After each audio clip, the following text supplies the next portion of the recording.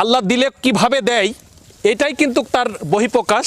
কৃষি অহংকার, কৃষি আমার প্রাণ, কৃষিপ্রধান দেশ বাংলাদেশ। ফল আমাদের শরীরের জন্য অনেক কার্যকারী একটা উপাদান। সেই ফল কিভাবে উৎপাদন হয় সেটা আমরা খুব কম মানুষই জানি। যাদের হাত ধরে ফল উৎপাদন হয়ে আমাদের পর্যন্ত আসে তাদের সম্পর্কে আমাদের জানার বেশ আগ্রহ। ফল চাষ করে কতটা সফল সেই সম্পর্কে জানাবার চেষ্টা করব। ভাই আসসালামু আলাইকুম।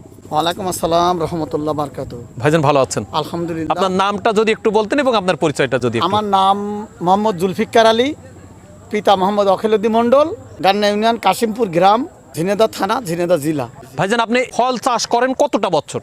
আমি ফল চাষ করি মনে করি 20 বছর। 20 বছর কি আপনি এই ফলের সঙ্গে যুক্ত? আমি কি মালয়েশিয়া গেছি, মানে 99-তে বাংলাদেশে আবার ফেরত আসিছি। ওই সময় খুব একটা সফল হতে পারেন না না, আমি বিদেশ যেয়ে সফলতা না পেয়ে আমি চলে আসিছি। এসে আম বাগান করি 6 বিঘে।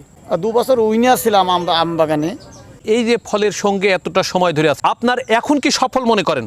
আমি এখনো তেমন সফলতা পাইনি, তবে আমি এই কমলাটায় উইনার হয়ে গিয়েছে। এই কমলাটা এক এক গাছে আপনার দেখেন 1 ক্যারেট করে হবে, 100 টাকা করে কেজি বিক্রি করি। এইগুলার ওজন 1 ক্যারেট হবে, এক গাছটাই 1 ক্যারেট হবে, ছোট গাছ না। 100 টাকা কেজি। 100 টাকা করে কেজি পাইকারি বেচতে পারি। আপনার কি নার্সারি আছে? হ্যাঁ অবশ্যই নার্সারি আছে, আমার নার্সারি আছে, আমের নার্সারি আগে, পরে লেবুর নার্সারিও করেছি কিছু। তবে আমার কাছে ব্যানানা আছে, গোরমতি আছে। ব্যানানার এখন আমার সবথেকে সফলতা আম। আমি এই যেখানে ওই যে গাছটা দেখছেন ওইটা হলো ব্যানানা গাছ, 100 টাকা করে কেজি বেচা যায় ব্যানানা আম। 1 বিঘে ব্যানানা আছে আর 1 বিঘে ড্রাগন আছে। এই রকম গাছ আপনার কতগুলো আছে? এই জাতের গাছ বেশি নেই, এই জাতের গাছ মানে 60টা আছে। না ম্যান্ডারিন জাতীয়, এইটা একটু টক, এটা 60 টাকা। কিন্তু এইটা খুবই মিষ্টি না? হ্যাঁ, এটা সুস্বাদু। এটার দাম বেশি, এটা বিক্রিও বেশি হয়। আর এই যে সামনে যেটা আছে এই যে দেখাচ্ছি, এইটা হচ্ছে ম্যান্ডারিন। এটা একটু টক, প্রচুর ধরে।